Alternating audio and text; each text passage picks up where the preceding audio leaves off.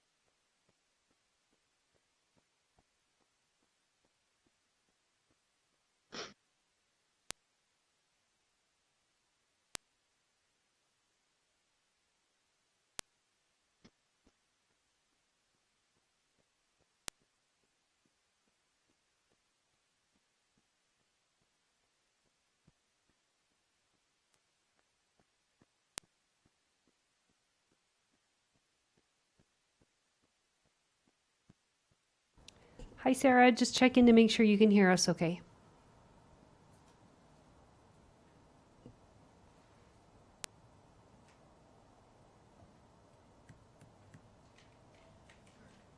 Maybe. Can you hear us, Sarah? Just check in. Yes, Oh, thanks. okay. All right, we will go ahead and get started. We have quorum. It is 6:03 on Wednesday, March 12th, 2025. I call to order the meeting of the Council on Family Resource Centers.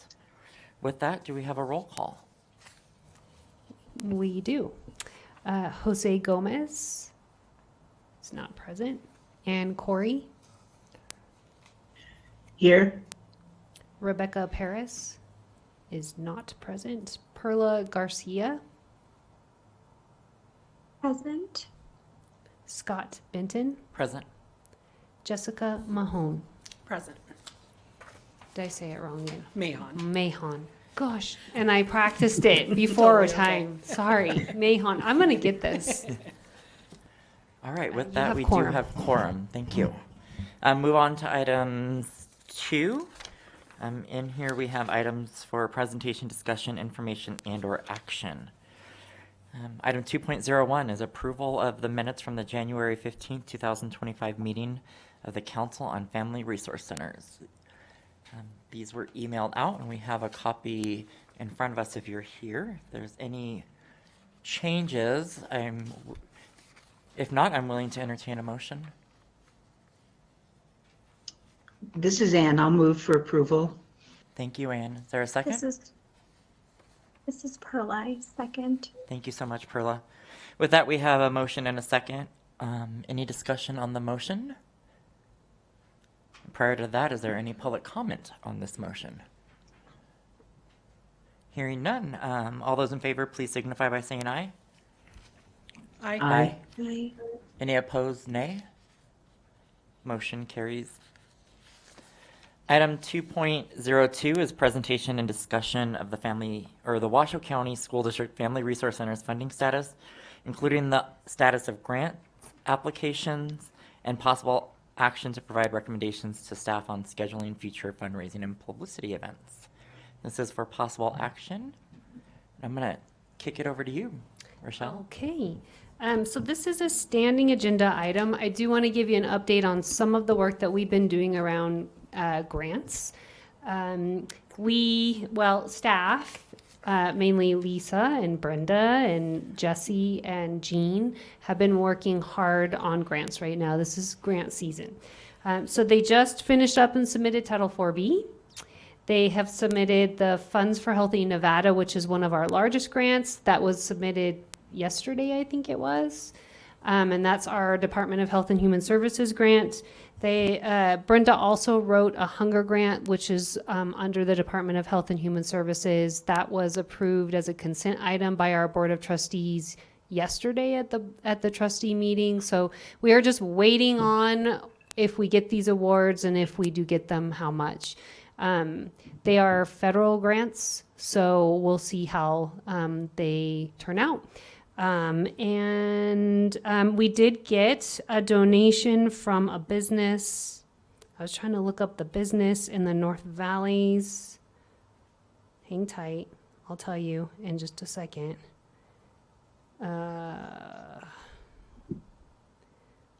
Okay, pause. I'll tell you guys as you guys are discussing what the name of the business is. They donated $10,000 to us for emergency housing assistance, primarily focused in the North Valleys because that's where the business is located. So it will support families for all family resource centers, but we're trying to focus it around families that are living in the North Valleys, served by O'Brien and Desert Skies and Hug High School. And then we're doing a lot of work around strengthening our communities. I think I've talked to you guys a little bit about strengthening our community, but I do want to bring it up to speed on that. So this is a movement, an agency, a nonprofit, I guess, being led by Mike Kazmierski, who was the president over EDON for quite some time, in collaboration with an anonymous donor. And some of you who are familiar with some of our work around chronic absenteeism may have heard that we have a middle school engagement project where we have re-engagement specialists that are focused on decreasing chronic absenteeism at a few of our middle schools. And so we had an anonymous donor that provided us funding for those positions. This donor and Mike Kazmierski have now collaborated into this strengthening our communities approach, and they want to look at overall systemically how do they tackle chronic absenteeism. And as we were talking about chronic absenteeism, it came to light as I was present that family resource centers is one way that we systemically look at how do we support families who have barriers around attendance. Whether it's access to basic needs, whether it's housing, whether it's healthcare needs and they need assistance with Medicaid applications, anything that family resource centers do impacts attendance and engagement and academic achievement of students that we're serving. So they have a great interest in continuing this middle school engagement project, but also family resource centers. They would like to sustain family resource centers in a sustainable way so that we can continue the resource centers that we have, and they would like to expand the family resource centers. Particularly, we've discussed the Pine Smith Ridge area, which we're not serving. We serve through the Wooster campus, but we could expand more because we're not serving families a little bit more south of. Sorry, I turned myself off. South of Wooster. So we're kind of targeting those areas, and then there's some other areas that we're kind of thinking about as well. So there's been a lot of discussion of what would it look like if we were able to sustain and expand. Those are the key things when we're looking at this fundraising event. They have recently partnered with Blueprint Collaborative, and there are some amazingly talented ladies who are working with us to strategize how we do some really intentional fundraising. And it's been a really interesting process to see them mapping out sort of how they're going to look at this ultimate goal that they have of sustaining and expanding family resource centers and this other project of middle school engagement. So they've identified areas where there might be big donors that are willing to donate large amounts of money. which could be private individuals, could be businesses, could be foundations that we're going to apply to. So there's a lot of different areas in which they are seeking funding from, but they could be as low as maybe $5,000 for an individual who's willing over 5 years to donate $5,000 in an area. So they're incorporating money for funding for staff and supplies to help support the direct needs of the office staff, as well as direct support for clients that we serve when we expand to other areas. So it's promising. They know our deadline is coming up very, very quickly. I think they have a deadline of trying to get funding in place by May 15th. I'm not sure. That's pretty quick. So I'm not sure they'll be able to make it, but they have an amazing plan, and maybe they will. There may be some sort of event that they are going to plan as well around this. I'm not totally sure yet, but we will keep you guys up to date if that does occur. So that's sort of the update around funding right now. Thank you. That sounds exciting. Yeah. When we talk about sustainability and grant opportunities, does the Board of Trustees have to approve any funding that comes in through the district, or is it more of we're going to secure the funding and then, or is there an approval process that needs to happen? It depends on how much. Over a certain amount, the Board of Trustees does approve it, does have to approve it. And that amount, I'll have to look up for you what that amount is. I cannot remember off the top of my head. I think it's over 100,000, but I'll have to double check for you to be totally sure. Okay, thank you. Any questions, comments from the committee? Council. This is Ann.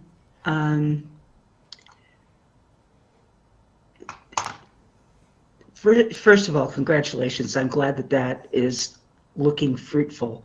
That's wonderful news, because things were looking pretty dicey there for a bit. Yeah. So it's great that they've adopted you and are trying to bring some resources in.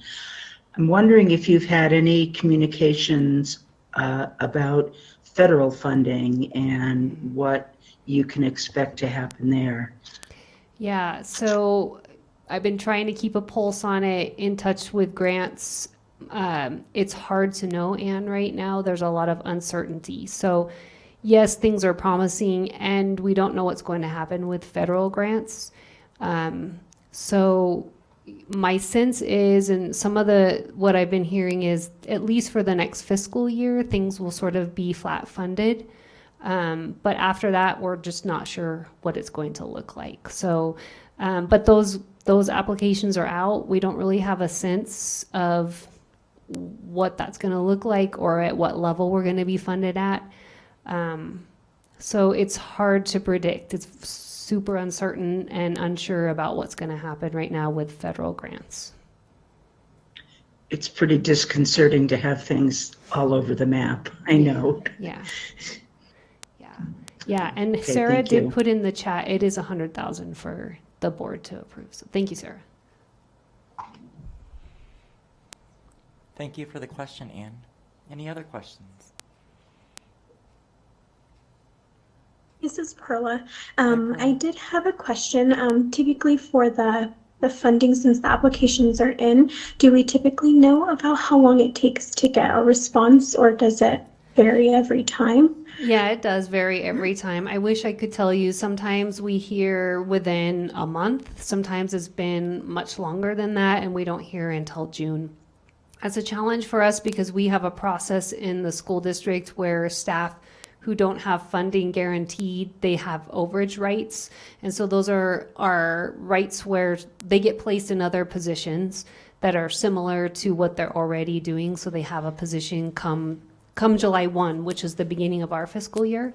And so, our school district is trying to protect them to make sure that they have a position. But sometimes the awards come in late. I mean, sometimes they go past July 1, actually. but usually we'll hear in May or June, and we're hoping sooner. Then that way we can plan and we know what we get. But it's all over the place, so not totally sure. I wish I could answer that a little bit more clearly.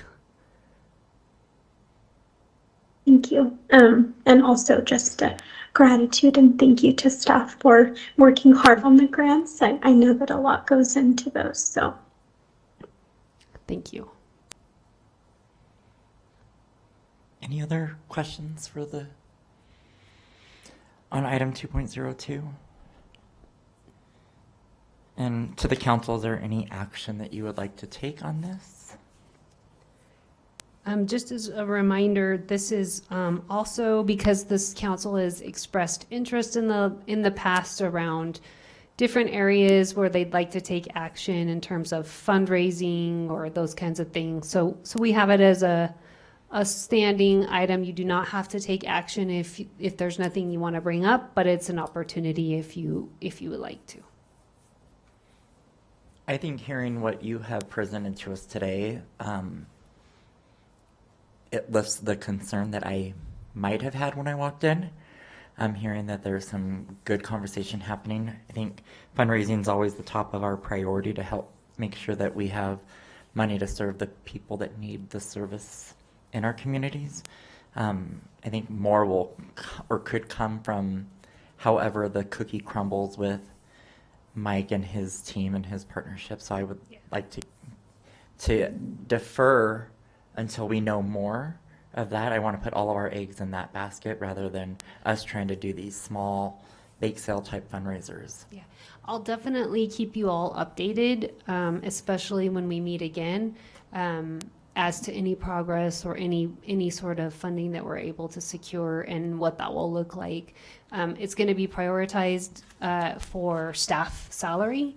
And then we'll look into how we can determine what sorts of supports and resources families need to put into place.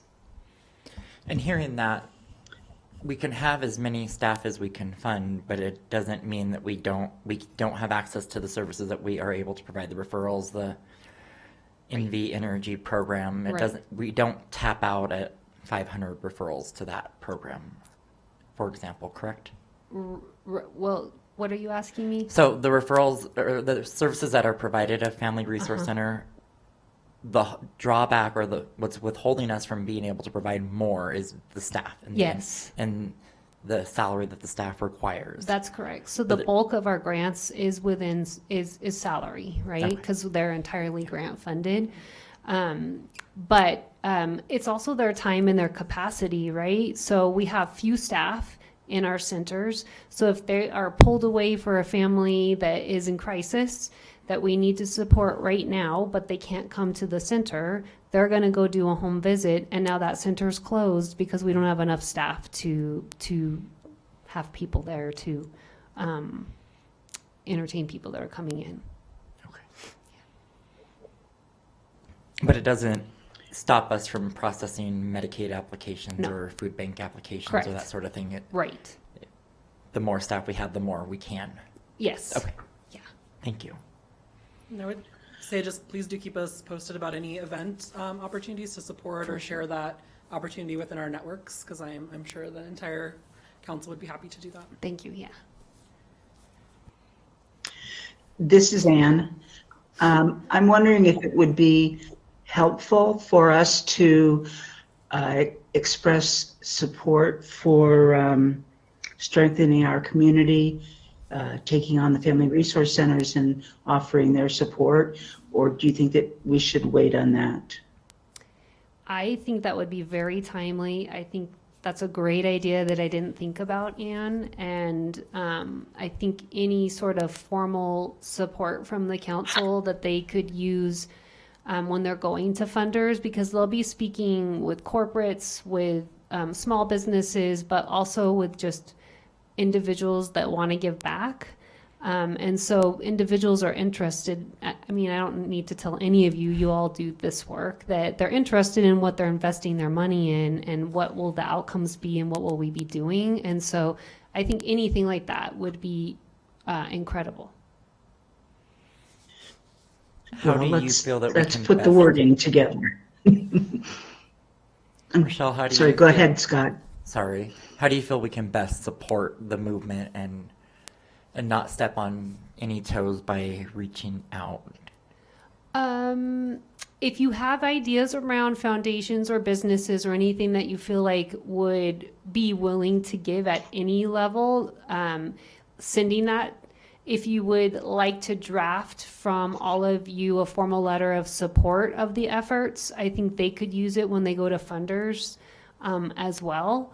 So if that could potentially be an action item where we draft up a letter that is a letter of support from the council that they could utilize in their fundraising efforts too. Just ideas, I'm putting out there. This is kind of new to me, this sort of fundraising. So if you have any other ideas, please bring it up.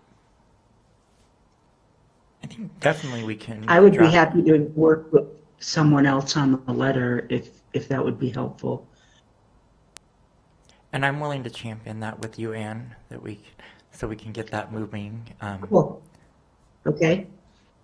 And I look to the resource queen herself, Lisa, so that we can get tangible stories. I think are important to make sure that we include that in our letter of support. Something that says, "This is what we've done." I think I draw back to the family that we helped in a December 3 years ago with Western Nevada Supply, maybe. I think that just has been pressing on my heart every time I hear that we're helping somebody.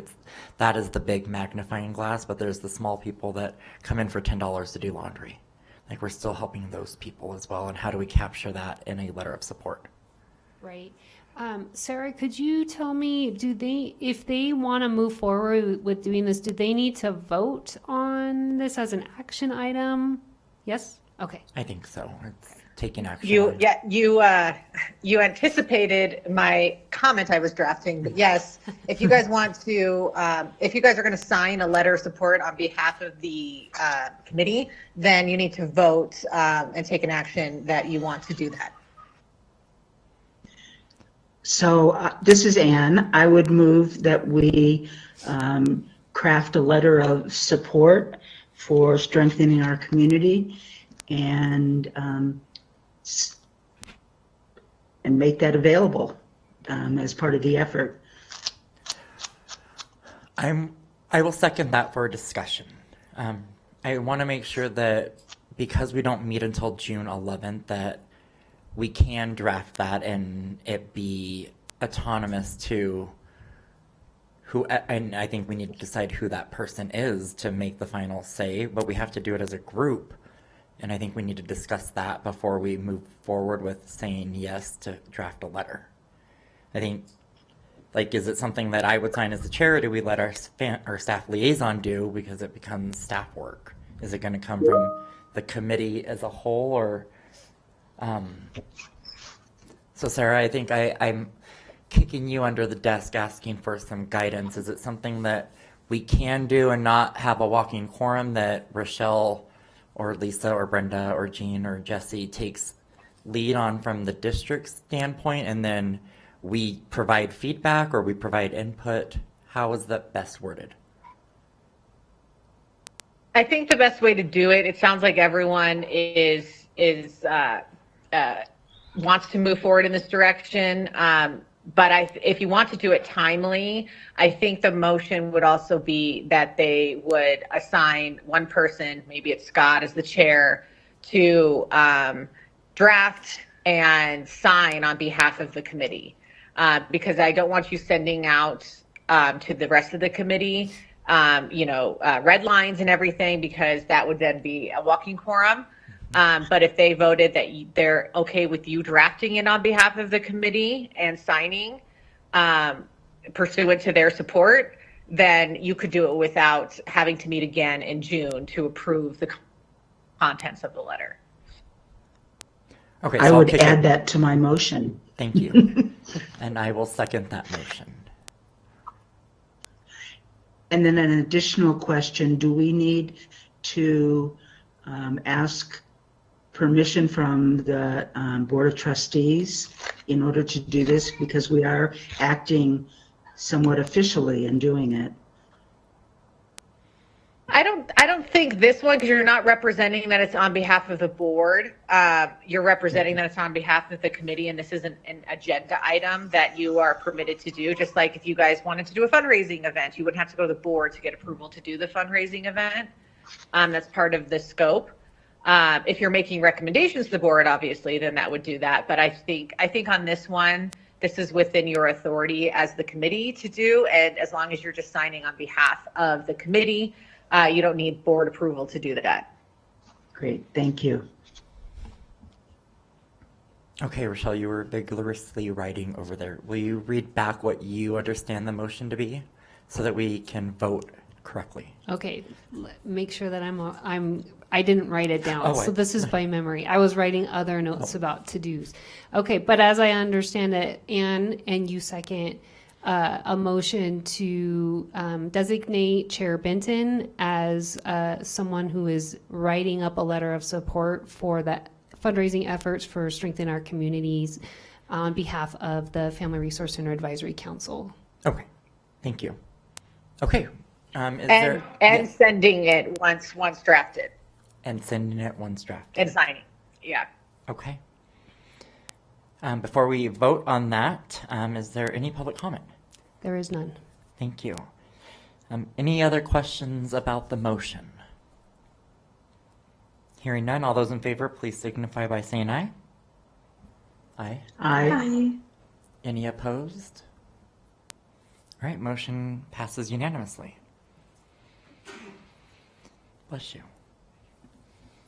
Any other action that the council would like to take on our fundraising status?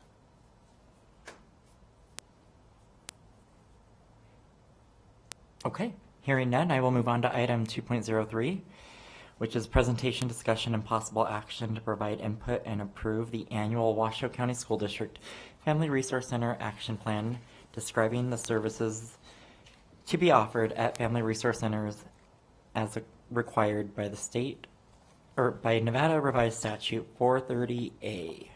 This is for possible action, and I invite up Ms. Lisa Guzman to introduce the item. Thank you, and hello, Chair Hello. Benton and council members.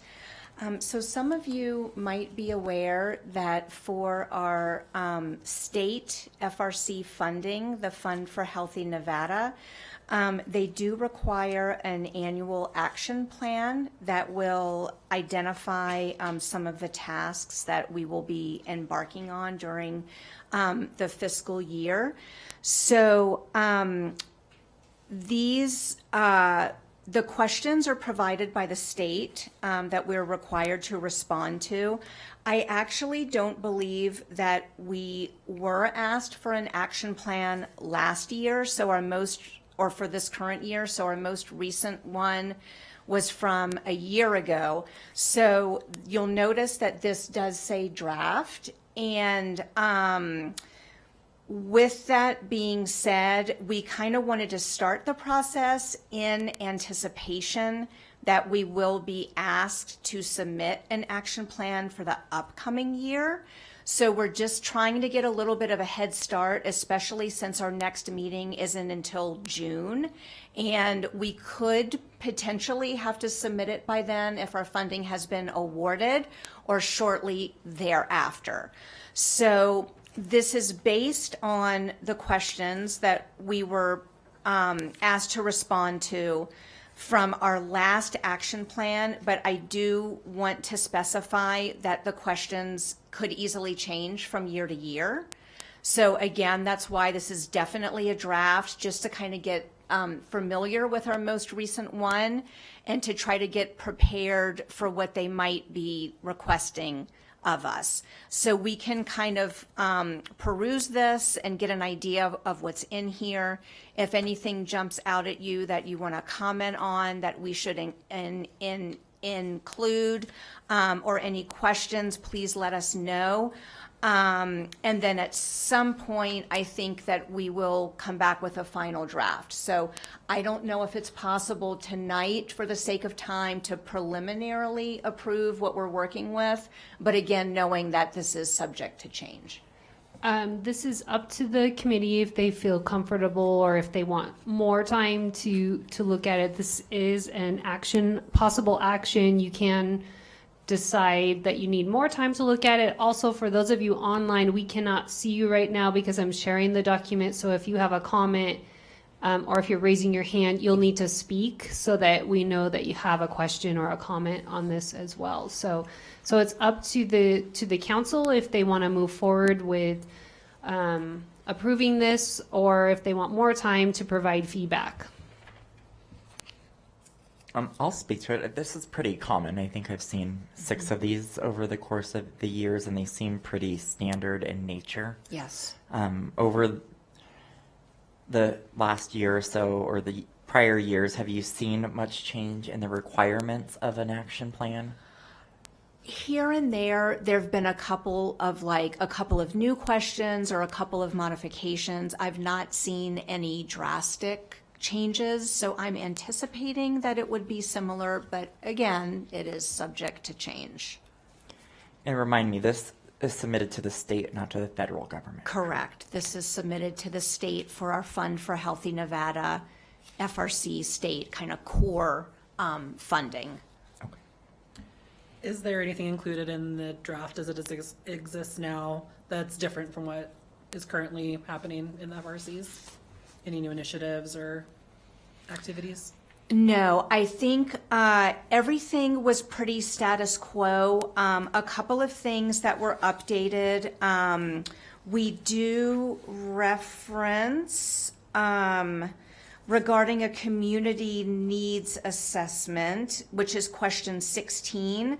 There was some updated information on that as Northern Nevada Public Health has come out with their most recent community needs assessment, and those priorities shifted just slightly. So that was addressed, but there's not a major impact on our work because it's still about prevention, connection with healthcare, basic resources. So there's definitely no major shifts to our work there.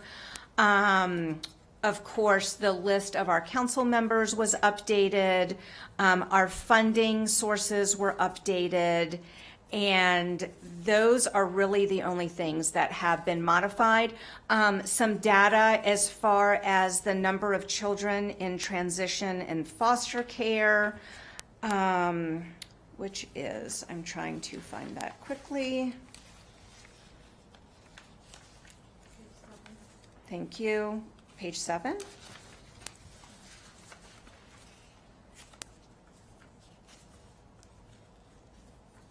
At the top of page 7?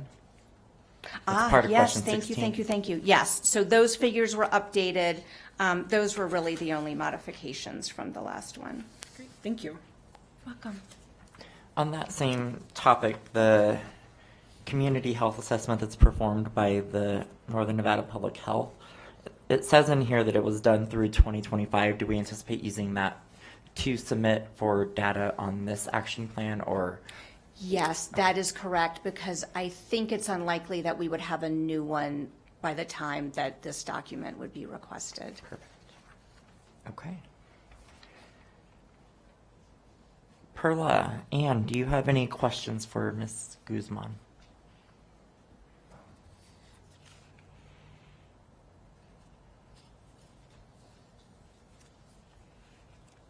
I think I just had one question. I was just curious. This is Perla. I read a portion where it had mentioned, sorry, I'm trying to go back to it, about the evidence-based programs that are used for the child abuse, I think. I was wondering, do you know off the top of your head what those were? I just wasn't sure if there was more information later down. I was just curious for myself. Sure. So I think that you might be referencing page 2. Thank you, Brenda. I'll let her take the lead on this as our parenting facilitator. Hello, everybody. Brenda Costello for the record. So we use 3 currently. We use Nurturing Families as evidence base. We use Parents as Teachers, the PAT program, and we also use Triple P Parenting. Thank you. Thank you. Anne, do you have any questions? I do not, actually. I think if there's any year that we may see a change in the questions, it could be this year, because there's so much change going on, but we'll just have to figure that out.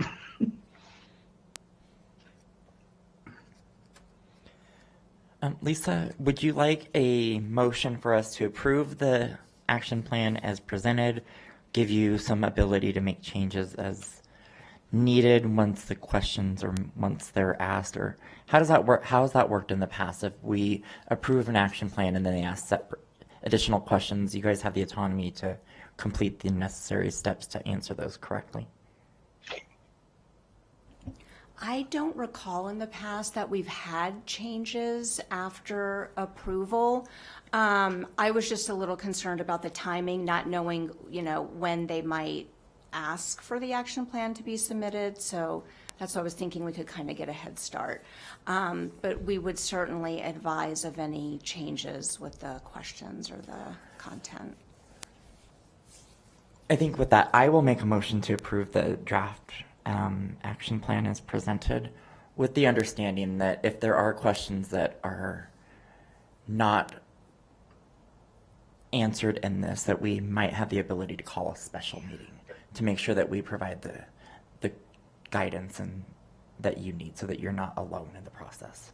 So that would be my motion, to approve the draft action plan as presented. Okay, this is Perla, if I can second. Thank you, Perla. Any questions or comments on the motion?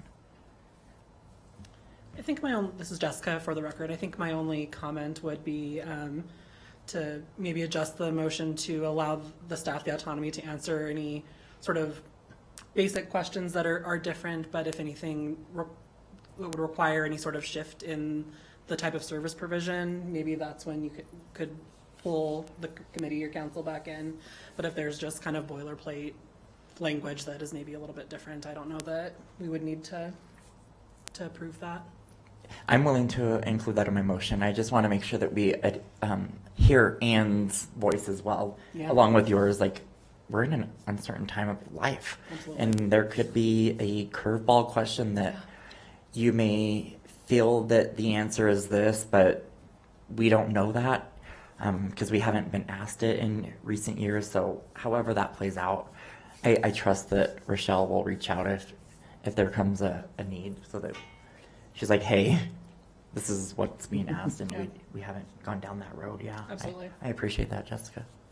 Are you okay with that, Perla, added to the motion? Yes. Okay. Just for clarification, would you mind restating it based on your discussion, just so we make sure we write it?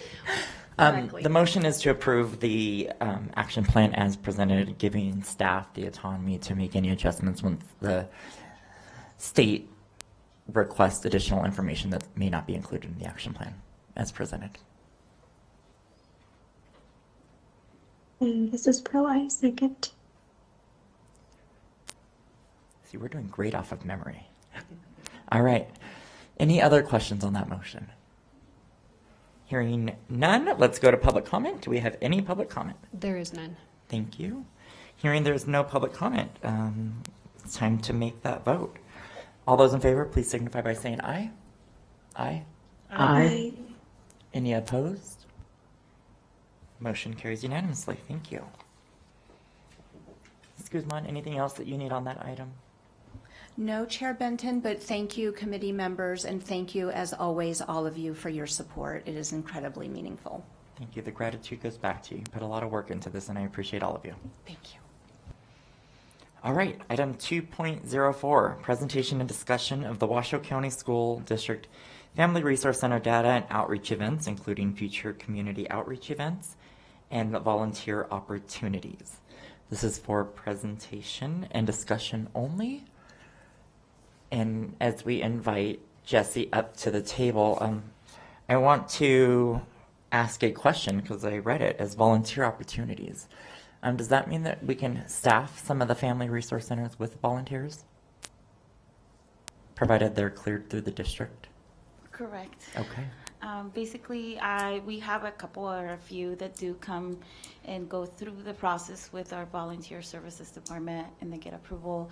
I discuss it with Rochelle as our supervisor, and then once everything is cleared, they obviously don't have interaction with the clients because of confidentiality, but if they do want to help arranging the clothes closet, the food pantry, and kind of just manpower helping that, because it does take a lot of work, they do help us. So Okay. we're grateful for the community for that.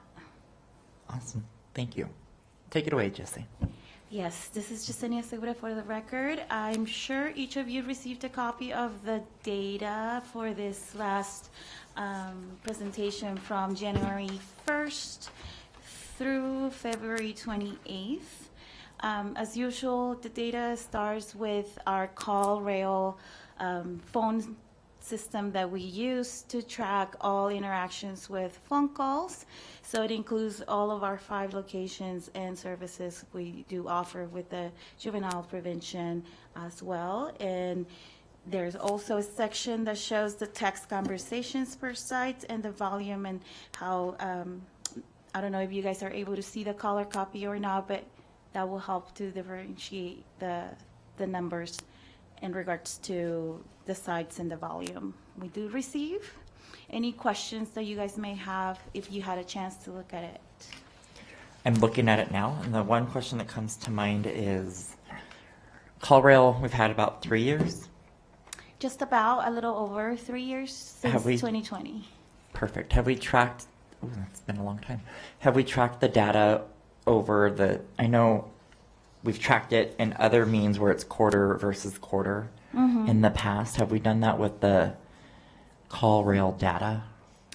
From what I understand, not like, are you asking just for clarification? Like if yearly wise? Like if we look at a time period, October, November, December, Q2, Right. over the past 4 years, how do the numbers trend? Are they going up, going down? It differs, and depending from what, since I've been with Family Resource Centers for almost 4 years, I have noticed, depending on the time of the year, if the weather gets super cold around this time, we do get high volume calls for SAFE, which is the Emergency Power Bill Assistance.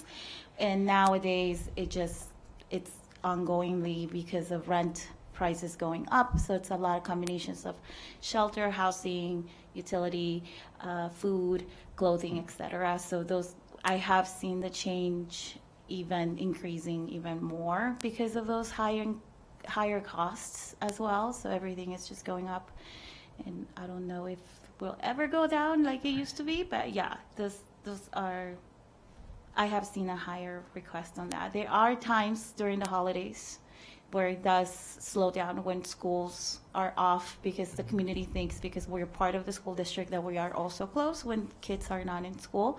So we do see slowdowns during the summer, during the holidays, the Christmas, spring break, because we have the Washoe County School District title tied to us because we are employees in there. So a lot of the community think we're also closed during those times, which we're not.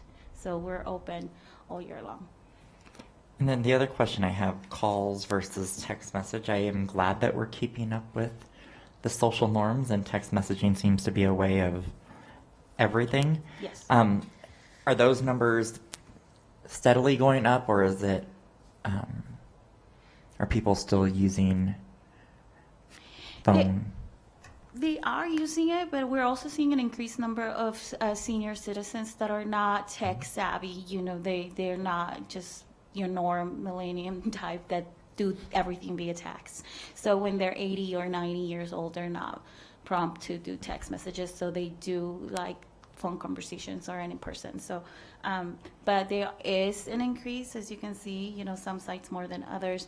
Most of our call flow, where you see FRC call flow, is when they call the main number instead of choosing an extension number. So those tend to be much higher because, as you know, when you call any agency and they ask you to choose, press 1 for this, press 2, you're overwhelmed and you just want to press 0. So it rings all 5 centers, and same with the text messages. It goes to just one number, and we take turns and monitor depending on the month to verify to route them to the right location. Okay. Thank you for sharing. No problem. Any other questions on the call rail data? All right, back to you, Jesse. I don't know if this. Oh, Perla. Sorry. No, you're fine. I don't know. This is Perla for the record. I don't know if this is directly tied with those numbers, but I did have a question because I know initially when we had kind of discussed all the different wonderful things that you do at the resource centers, you had talked about the family success program, and I was just curious, like, how many out of the calls that are being received, like how many families are choosing to participate in that program? I didn't know if we had numbers for that. Perla, that's hard for us to track. So when we get phone calls, we'll do intakes and then they will record what the most acute need is. We could tell you how many people participate in that, but not as a result of a phone call. Those sorts of ties are a little bit harder for us to track. So, but we could give you numbers in terms of how many people are participating in a parenting program. Is that what you're thinking? Okay. Yeah, I was just curious if most of the resources are like immediate, urgent versus, the Family Success Program is a little bit more about that long-term sustainability. Yeah, So I was just curious that about I can that. tell you for sure. Most phone calls are acute needs. Food, housing, power bills, they're sort of in crisis. Okay. Thank you. Yeah. Okay. Any more questions with CallRail? Okay. The next section talks about our Google business data, and it goes by location. So pretty much this is including how people are finding and viewing our business profile. The first one being Sun Valley. You can see the number of people that view that profile and what prompt them to be routed that way. It's to the right side of that printout, whether they were searching and typing Family Resource Center, food banks, senior center, Sun Valley, etc. Same goes on with each of our sites. As you see, Sparks FRC, Central Reno FRC, North Valley's FRC. Any questions as you go through them, feel free to ask them. Something that I would be interested in seeing is a geographical map where we have FRCs and how they're served, and where maybe I think the no-brainer is that out in the North Valleys, you serve all of the North Valleys, but Sparks and Central Reno, who are they serving? Are they serving all the way out to Spanish Springs, or are those people going to the Sun Valley? Like, I yeah. just would like to know so that, Sure. like, where's the hot spot at? Clearly it's Sparks. Right, we do go by zip codes, so we do have designated zip codes that we can share for the next meeting and provide those details per location.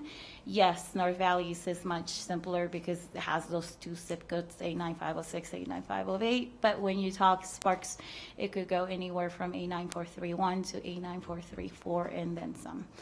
Sun Valley also does oversee Spanish Springs.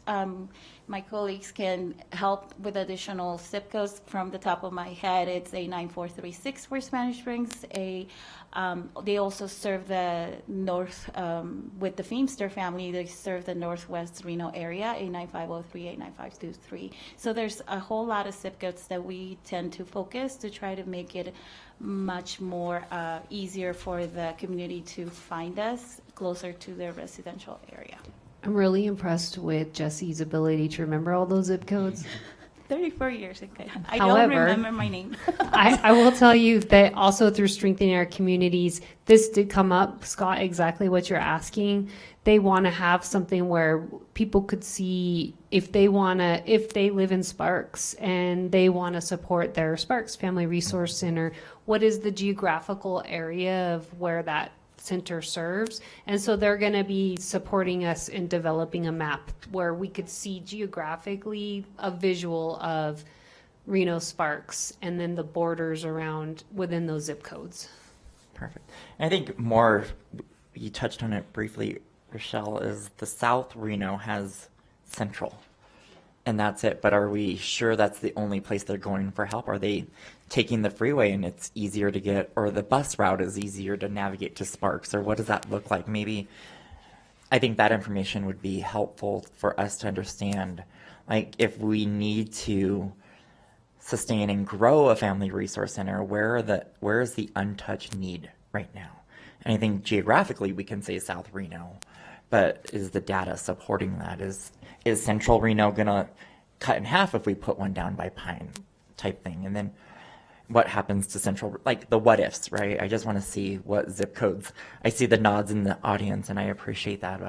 I just want to know selfishly to see like what zip codes are we not maybe known in? Like maybe the Galena vertical doesn't know that there's family resource centers as an option because there's not one there and there's not one accessible. Yeah, I mean, you bring up a good point because, Family Resource Center, the state requires that we do sort of an assessment of where geographically are we most needed? Where are the areas where families are struggling to get food or to get housing or those kinds of things? And interestingly, Incline has come up, and people don't normally think of Incline as an area that we should serve because we typically think of it as Lake Tahoe and high income, but there's a service industry up there that works within casinos and hotels and those kinds of things that needs support and needs resources, and it's a resource desert. There's nothing up there.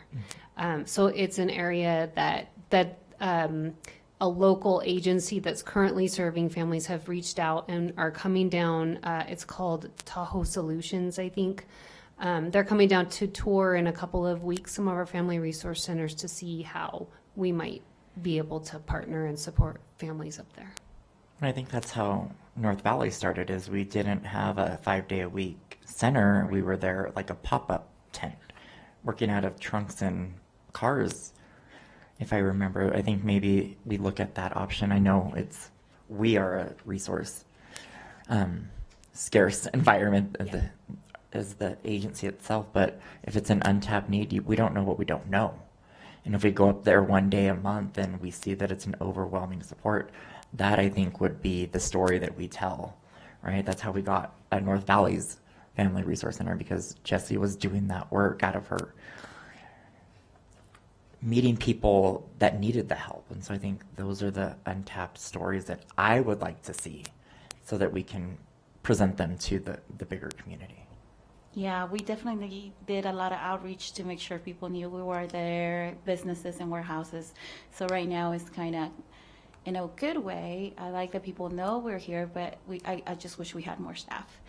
But we're here, so that's what matters. So we all are trying our best, and thank you for those great questions, because it does bring a great perspective to always remember. So thank you. The last but not least, last part of the data is the family client success stories. I did incorporate 2 of our centers this time because they were just great stories that I just couldn't pick just one. So if you have any questions, I do have Lisa here to answer anything for Sparks FRC, and Jean to answer anything for the Central Reno stories. This is Jessica for the record. Going back to the Google business data just briefly, I just want to acknowledge your outreach efforts, because the fact that the #1 search term that is leading people to your site is Family Resource Center is hugely impressive. Because I'm seeing all of the other people are searching for welfare rental assistance, and that's how they find you. The fact that people are going in and specifically searching the term Family Resource Center is a huge testament to the work that you're doing in the community, that people know FRCs exist. They know it's something that can serve their community. That is all about your outreach. So that's really impressive, and congratulations on that. Thank you. I certainly didn't do it alone, so it took a huge group of people and efforts and support. So thank you for that. Absolutely.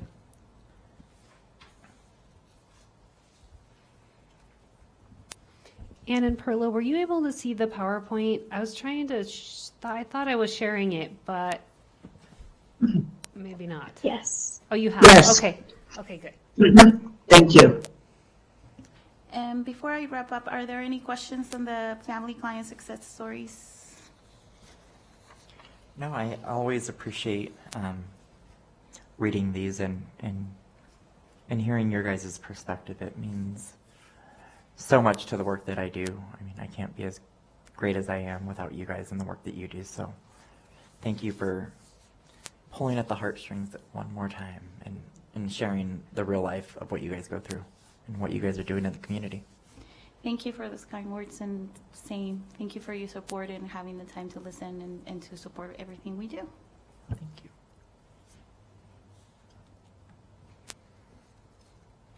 Okay, so we got the data part done.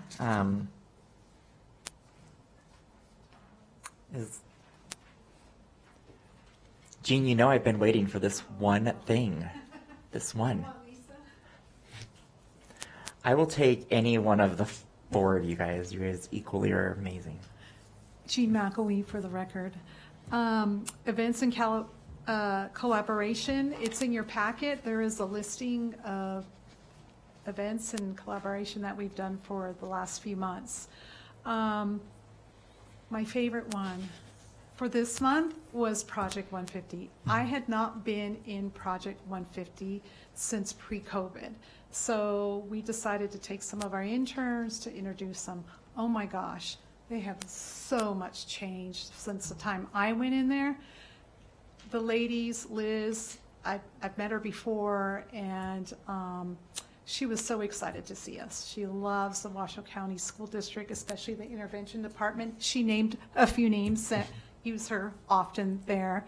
But the biggest thing is I reached out to our school nurse at Wooster and told her about it because she had one time mentioned to me that a lot of kids come to her office because they're hungry. And so we've kind of helped a little bit giving her snacks and stuff, but what most of them do is she goes to Costco and buys bars and protein bars and all that stuff and cookies and little snack, and sometimes we give her stuff that we need to hand out. Well, so the school nurse went to Liz's office and that school nurse, to Project 150, and they loaded her up. So the next school nurse meeting that she's going to go to, she's going to let them know about Project 150. But she was loaded with so many snacks, and to me, it made my heart full. Yeah. So I think that's important. Food insecurity is make it or break it for some of the kids. Right. To want to be at school. If they're not sure where their next meal's coming from, they're not going to be focused on the task at hand. and high school kids are embarrassed to say anything. It's just, yeah, they don't want to ask, but good school nurse there. I will tell you, I recently took over the Reed High School cheer program, and our most viral TikTok was us. I think it's 40,000 views. Was us putting together, it was a snack challenge. We all put it in a bucket, and I had 78 kids in the program. That bucket was for snacks for them throughout the day. That bucket was empty in a week. Of 78 people bringing more than one snack, it was heartwarming to know that we had that opportunity, but also it hit home that you can be lucky to be a student athlete and still have the same problems as the kid sitting next to you. And like you said, the pride, to ask, hey, I'm hungry. I didn't make it to lunch today. Can I go get a snack out of the snack closet? It was really powerful. So thank you for sharing. Thank you. Rochelle, what was your favorite event? I'm really trying to bring up a picture, so bear with me. I'm going to stop sharing. This was an event that I got the privilege of attending yesterday. Let me pull this up. Let me try one more time as I'm talking. I'm not very good at multitasking anymore, so I'll try my best. But I attended the Board of Trustees meeting yesterday at 2 o'clock, and our very own Lisa Guzman was honored as one of our longest-serving pro-techs in our school district. For 24 years, she has been dedicated to the Family Resource Center and the families in the Family Resource Center.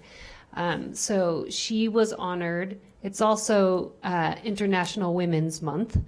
So in honor of International Women's Month and in honor of the amazing dedication that Lisa has given of herself in the Family Resource Centers, it was one of my most favorite opportunities to see her up there and be recognized as she should be of all her hard work. She is one of the most amazing social workers that I have ever met, and she will work family with great amount of compassion and empathy. And she doesn't give up on families, even when they're a little testy with her. She still approaches them with great amount of grace and respect through that strengths-based perspective that she never loses. So she is an amazing professional, and we're so lucky to have her. So that was my favorite thing, was getting to see Lisa get recognized. And if I can bring up a picture, I will. Congratulations, Lisa. It was very cool to watch this morning as I was watching the meeting. Miss Jessie, what was your favorite event?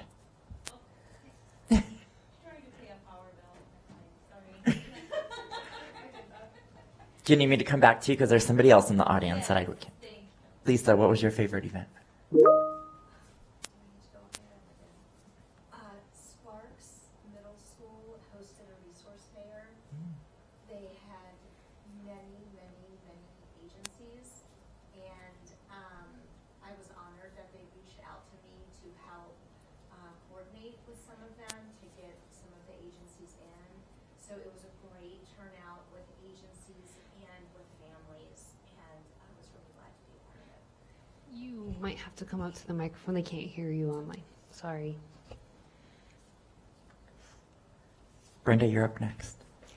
Lisa Guzman, for the record. My favorite event since we met last was a resource fair at Sparks Middle School at the end of February. I was honored that they reached out to me to help coordinate and invite some of the agencies, and it was a great turnout with agencies as well as families, and I was really glad to be a part of that. Yay, thank you for sharing. Brenda. So my favorite event was Sun Valley has the honor of serving with Mobile Harvest with the food bank twice a month. So last week, it snowed for 15 minutes on Monday. I was outside those entire 15 minutes. So I handed out our flyers, which isn't unusual, but on the back of it, I put a ridiculous little light bulb and said, do you need help with your power bill? And so we partner with United Way and NV Energy with foundation funds, and we pay a lot of power bills. So I know we recognize Jessie with her prowess with zip codes. It's also my superpower. Give me a street name, I'll tell you the zip code. So it's not a very cool superpower. I was going to do this with public comment at the end, but I want to end on a happy note. So I'm going to add this. I want to give a shout out to my amazing coworkers. I also want to pat Lisa and I on the back. We have been down 3 staff members since January. Lisa had a coworker who resigned and went to Catholic Charities, which is a great fit. I have a staff member who is on maternity leave, and very sadly and tragically, I have a staff member who lost her 18-year-old son.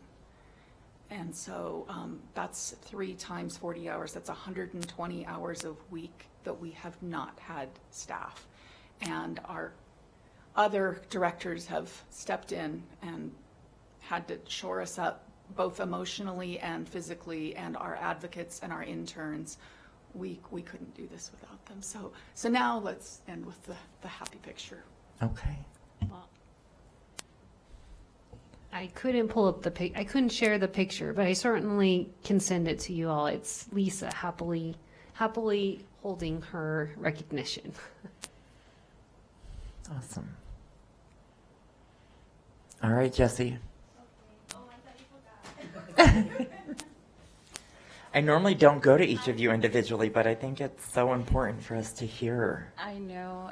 Client just was telling me how the weather is getting really bad in the Cold Springs area right now.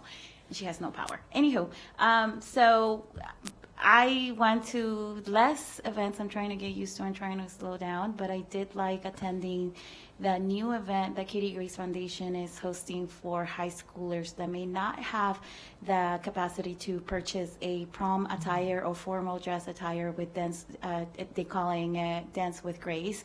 And it's not just for girls, but for boys too, or anyone that is in need of formal attire.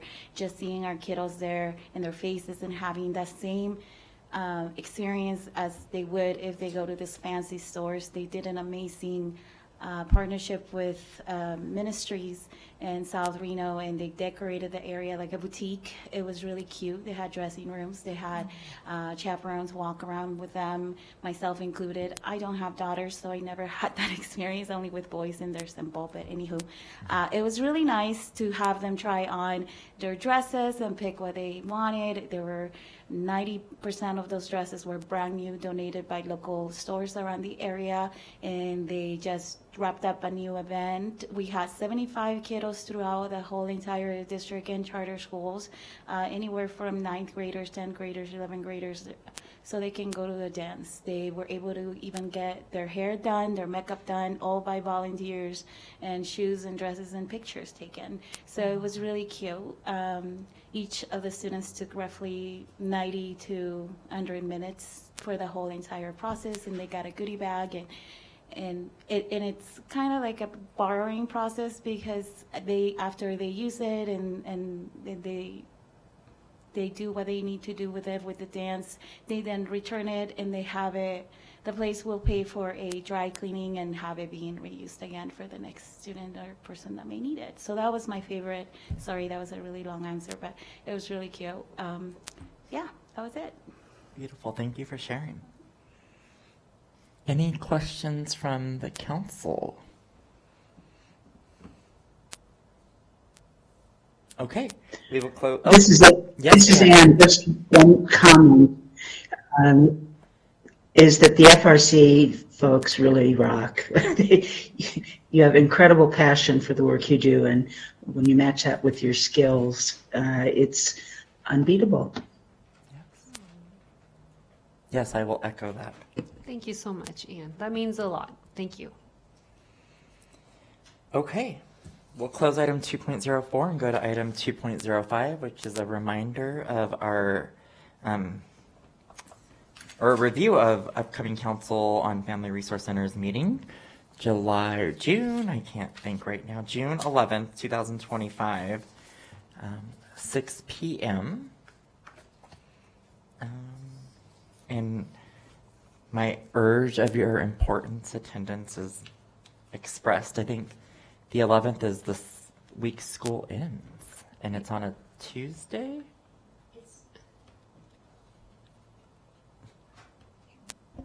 Lisa Guzman, for the record, it is a Wednesday. However, it's the second Wednesday of the month as opposed to the third due to the Juneteenth holiday the following week. Okay. That is the week of graduations, though. Yes. So if anyone planned that might, let us know. Okay. Closing items. 3.01, public comment. Do we have any public comment? We do not. Oh, we do. We do. Lisa Guzman. Lisa Guzman, for the record. So there is another celebration that will be upcoming, and since we're not going to see each other until June, I would like to acknowledge now that April 10th is Brenda Costello Day. For anyone who might not be aware, Brenda was honored as a community champion last year, and April 10th was designated Brenda Costello Day with a proclamation. So I would like to congratulate and thank Brenda for all of her hard work and being a community champion. Thank you. Yay, congratulations. Any other public comment? There is none. Okay. We will close public comment, go to item 3.02, which is the announcement of our next meeting, June 11th, 2025, 6 p.m. With that, I will adjourn the meeting at 7:10. Have a good evening, everyone. Thank you all. Thank you, Anne. Thank you, Perla. Thank you, Sarah. Thank you.